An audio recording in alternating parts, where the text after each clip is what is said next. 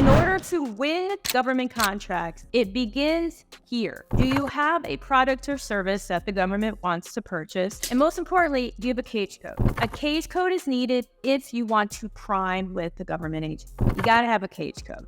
The second thing is you must understand what is or are the evaluation criteria for the opportunity. So for instance, there's a woman in my Facebook group and she was like, I don't understand. I submitted for janitorial work. My bid was the lowest, but I didn't win. I don't know what the evaluation criteria was. Chances are it wasn't price. Maybe it was best value, which means it's a combination of experience, technical approach, maybe resumes, and price. And yes, they ask sometimes for resumes or more information when submitting for janitorial. The first thing you have to ask yourself is, what is or are the evaluation criteria? It's in literally like 90% of all the documents. That's different terminology. That's what you want to find before you even call any vendors. Because if the evaluation criteria is that you have to have the past performance, then chances are your win rate is really low. And that's what I suspect occurred with the woman in my Facebook group, because she said she had past performance, but it was through the subcontract. So if I'm the federal government and I see you have past performance, but it's only because of a subcontractor, am I really going to want to go with you or go with a company who has the past performance through their company?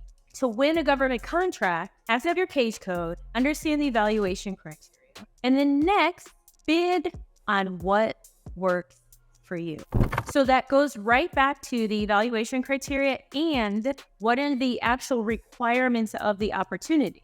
Some opportunities, your team has to go through some type of background check. Some opportunities, your team may have to actually take a course, take some type of training. So it goes back to what is required. Whether you're middlemaning, you're priming, subcontracting, whichever language you use, let's put that over here. You are the business owner. The contract is in your name. The responsibility is yours. It's yours. It's all yours.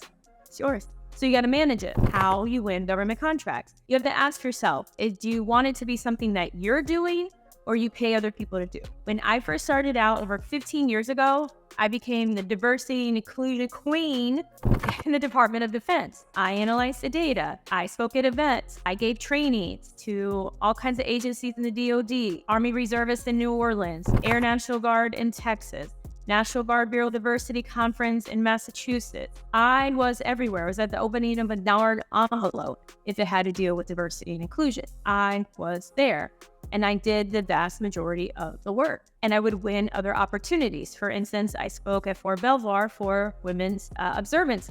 I was hired by the Department of Defense to provide all new DoD supervisors with their diversity and inclusion training. I also won a contract to help with cultural competence and to create a competency model. Later on, I moved into what I like to call an entrepreneur category. And that is, I started having people do the thing so I could work on the business and grow the business. And that's when I moved into staffing and other areas. So you have to ask yourself, what are you good at? What do you like doing? And what is it that the government wants to buy that you can do? So all you got to do, easy peasy. Finding. That's another big piece of how to win government contracts. You have to be able to find opportunities that align with your expertise or what you're willing to sell as an entrepreneur. So I would say, are you using the education NAICS code? So when you go to Sam.Gov, you want to go under products and service and type in a NAICS code. Don't use the search. Sam.Gov is not Google. This is not where you're going to put in how many rings does Kobe got and find out things like that. You have to use the NAICS code, okay? You got to use that. So put in a variety of NAICS codes and you're going to find a wide variety of training needs. And probably 90% of them are going to be like, I don't want to do that. Well, then maybe it's not a market for you because the government buys the way the government buys. So then sometimes you have to flex. I started out in diversity and inclusion training. That was not like my dream. I didn't get a PhD in diversity and inclusion. My PhD is in industrial organizational psychology and I looked at organizational wellness. But I was like, oh, they're paying for diversity and inclusion. This is cool. And then as I got more and more into training, one of our big contracts, our first $4 million contract was and is to train food inspectors. So I'm cool with that. Some people, they're like, no, it's not what I want to do. I just want to do emotional intelligence training. That's it. That's my thing. cool. Then look for opportunities. Another tip, find companies on LinkedIn who are providing the type of training and education that you want to be a part of, and contact them. Do they need somebody to subcontract, aka 1099? You can also go on the dynamic small business search and do the same thing too.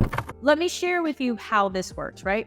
Because this whole live here on Kizzy Shopping Network is about how to win contracts. So many out there say, oh, you just get a micro purchase. They just get a credit card. Bam. So let me break this down. Okay? Let me break it down. First and foremost, there has to be a need. And a micro purchase just means that the thing that they're buying, product or service, is usually under $10,000. Now, keep in mind, if somebody is making a purchase, for instance, we had a 3-star admiral buy some of our training services many years ago. He had a much higher credit. So that's all a micro purchase is. So in order for an agency to actually conduct this micro purchase with you, one, it could be that maybe you bid it, you win from Unison or Government Publishing Office or DIBS or even SAM, and because the value is less than $10,000, they may say, you know what, we're just going to put it on a credit card. Do you take credit cards? This is like a micro purchase. Or they may issue you a purchase order, or there are these different training forms that they will issue because of the size of the opportunity. What I have found is in my 15 years of experience, the vast majority of our micro purchases have come from relationships because of dialing for dollars, conducting outreach, doing demos, also known as capability. So then when they needed something, it was, hey, our budget's $10,000. Hey, our budget's $4,000. Can you make this work? Of course. Do you take credit cards? Of course. So it's not so much that you go to a place to find micro purchases that they're currently making. You can go to the USDA small business site to see some things that they purchased in the past. It's more about the value of the win and the relationship. I think the hardest part is finding a subcontractor. So let me walk you through that. It's how you come across. It's all about your delivery, your packaging, your persuasion ability. If somebody's like, my name is Kizzy, and I just want to know, like, can I buy some water bottles from you? Like, I just need a quote for the army, and I'll pay you. They'll be like, what is that? What is that?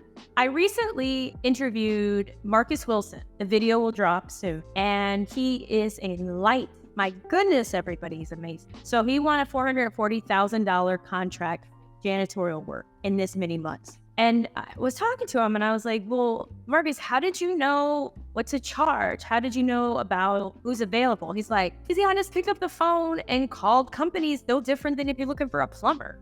I'm just like, wow, I love that analogy and just his bravado and his confidence. That's one of the big things is, hey, look, I'm really interested. I would love to get a price quote for HVAC, janitorial, flooring, 10,000 water bottles. I would only take 5 minutes of your time. Can I read you the specs? Can I send this to you? I would love more information. Is this for an opportunity to have with the federal government? I'm a government contractor.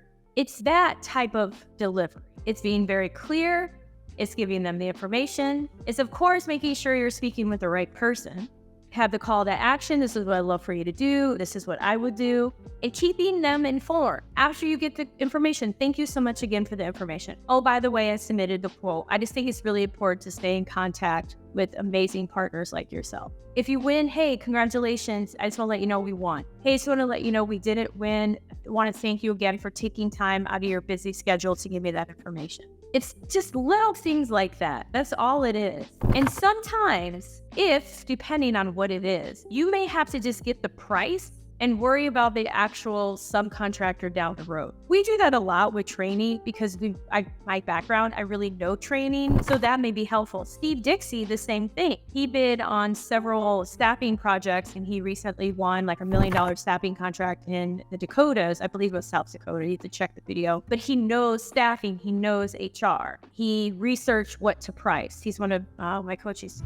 And so for him, he didn't have to call a staffing company to subcontract. There were a lot of things he didn't have to worry about because of his background. So sometimes it's easier to do that because here's the deal. When you have the money, it's so much easier to get things done. If I say, hey, I'm going to give you $50 to do XYZ, or add some zeros, $5,000 to do XYZ, somebody's gonna be like, heck yeah, I'll take that. Give it to me. A comparison to, oh, can I get a price quote? Price quote. Are you just another government contractor? Did y'all watch some TikTok video? Then it turns into that. So just putting that out there. And about how to win contracts. There are set-asides, meaning that instead of having a ton of competition, it's further narrowed as small business, and then further narrowed when you're a set-aside. When you self-select, it's cute and cool and it's awesome, but in order to truly be eligible for those set-asides, you have to apply and obtain. So there's service disabled, veteran-owned, woman-owned, economically disadvantaged woman-owned, 8A. There's something over here that's a bit different, the Buy Indian Act, if you're Native American and are recognized by one of the federally recognized tribes. And then there's Super 8As, Alaska Native organizations, Native Hawaiian, and tribal. So that's basically all of them. Yeah, and it's time to be on the road. I'm gonna be in Mexico for 1 month, so I'm excited. I think I'm gonna make that a thing, like live in other countries. That's the thing going. Why not? An abundant lifestyle.